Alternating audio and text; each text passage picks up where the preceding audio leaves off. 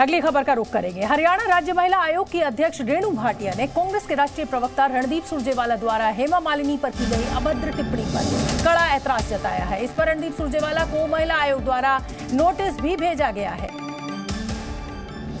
तो हेमा मालिनी पर विवादित टिप्पणी मामले में हरियाणा महिला आयोग ने रणदीप सुरजेवाला, जो कि कांग्रेस के राष्ट्रीय प्रवक्ता हैं, उनको नोटिस भेजा है। सुन लेते हैं एक बार। मैं कड़ी निंदा करती हूँ। बेटियों को शर्मसार कर देने वाले, बेटियों की इज्जत ना करने वाले, मुझे हैरानी है। बेटी हूँ, कर सकती हूँ, अभी तक चुप क्यों है? अब तक तो उनको एक्शन ले लेना चाहिए था। विमेन कमीशन इस तरह की हरकतों को बेयर नहीं करता। I have sent a notice to Surjewala. Congress के वरिष्ठ नेता रणदीप सिंह सुरजेवाला ने बीजेपी नेता और मथुरा से सांसद हेमा मालिनी को लेकर दिए गए बयान के बाद से बीजेपी कांग्रेस पर हमलावर है। बीजेपी ने हेमा मालिनी पर विवादित टिप्पणी करने के लिए रणदीप सुरजेवाला की आलोचना की है। बीजेपी का कहना है कि सुरजेवाला के बयान से पता चलता है कि कांग्रेस पार्टी महिलाओं का अपमान करती है। इसके साथ ही बीजेपी ने यह भी कहा कि ऐसे बयानों को बर्दाश्त नहीं किया जाएगा। कांग्रेस नेता का यह बयान बताता है कि कांग्रेस की मानसिकता कुत्सित है। मैं पूछना चाहता हूं कांग्रेस पार्टी से कि कितने निम्न स्तर तक आप जाने के लिए तैयार हैं। कोई बात नहीं, जनता मोदी जी को समर्थन और प्रेम देकर उतने ही उच्च स्तर तक ले जाने के लिए तैयार है। हमारी पार्टी की वरिष्ठ सांसद हेमा मालिनी जी के लिए किस प्रकार के आपत्तिजनक, अशोभनीय और अभद्र शब्द का प्रयोग कर रहे हैं, जिसे किसी औपचारिक मंच से बोलना भी संभव नहीं है। यह भारत की राजनीति में कांग्रेस पार्टी के द्वारा महिलाओं के प्रति अवमानना की एक नई निम्नता है। और चलिए अब हम आपको रणदीप सिंह सुरजेवाला का वो पूरा बयान सुनवा देते हैं जो उन्होंने हेमा मालिनी को लेकर दिया था। लेकिन मैं साथ ही आपको ये भी बता दूं कि सिर्फ कांग्रेस नेता ही नहीं हेमा मालिनी को लेकर बोलते रहे हैं। मध्य प्रदेश में होम मिनिस्टर नरोत्तम मिश्रा ने भी हेमा मालिनी को लेकर विवादित बयान दिया था। वो भी सोशल मीडिया पर खूब वायरल है। तो कुल मिलाकर महिलाओं के लिए इस तरह की टिप्पणियां इन पुरुष नेताओं को जो है वो रोकनी पड़ेंगी और इस पर महिलाओं की नाराजगी है। सुनवा देती हूं मैं एक बार आपको।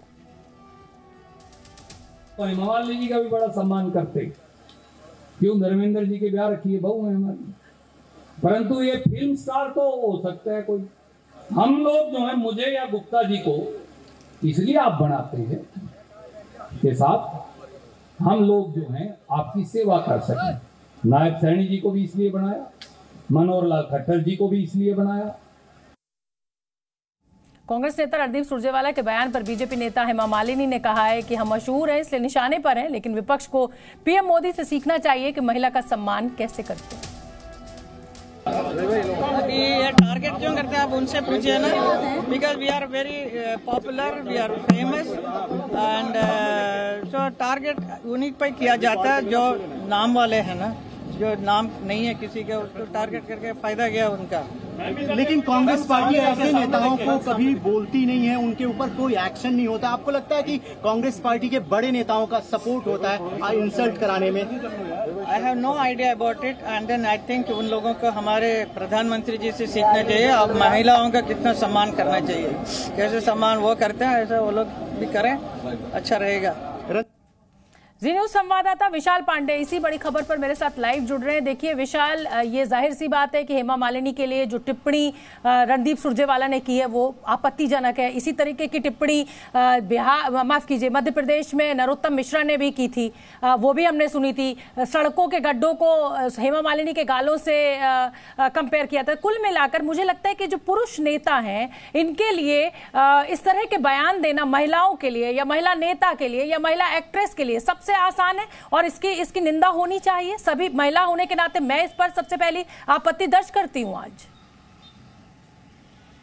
देखिए शोभना जी, बिल्कुल, क्योंकि इस तरह के बयानों का चुनाव में कोई जगह नहीं होना चाहिए और जिस तरह का बयान रणदीप सुरजेवाला ने दिया है, इसको लेकर लगातार तमाम प्रतिक्रिया सामने आ रही है। भारतीय जनता पार्टी के तमाम नेताओं ने इसका विरोध दर्ज कराया है और पब्लिक में भी इसको लेकर काफी प्रतिक्रिया है, क्योंकि महिलाओं के लिए इस तरह का बयान नहीं देना चाहिए। खासतौर पर हेमा मालिनी आप देखिए, क्योंकि वो फिल्म अभिनेत्री भी रही हैं और साथ ही अब चुनाव भी लड़ रही हैं, तो आमतौर पर जब चुनाव आते हैं तो नेता जो उनकी जुबान है उस पर लगाम नहीं लगा पाते हैं और उसका नतीजा ये हो जाता है कि वो इस तरह की बयानबाजी करने लगते हैं। लेकिन आपने बिल्कुल सही कहा कि महिलाओं के प्रति ऐसी भाषा का इस्तेमाल नेताओं को नहीं करना चाहिए, क्योंकि आप देखिए रणदीप सुरजेवाला जिस तरह से लोगों को संबोधित कर रहे थे उसमें वो तमाम उदाहरण दे रहे थे और उसी उदाहरण में उन्होंने हेमा मालिनी का नाम लिया और जिस तरह की भाषा का प्रयोग किया उससे बिल्कुल भी सही नहीं ठहराया जा सकता है। लोकतंत्र में ऐसी भाषा का प्रयोग करने से बचना चाहिए। और अब देखिए हरियाणा महिला आयोग ने नोटिस भी रणदीप सुरजेवाला को भेजा है, बीजेपी ने इस पर विरोध भी दर्ज कराया है। तो देखना यही होगा कि रणदीप सुरजेवाला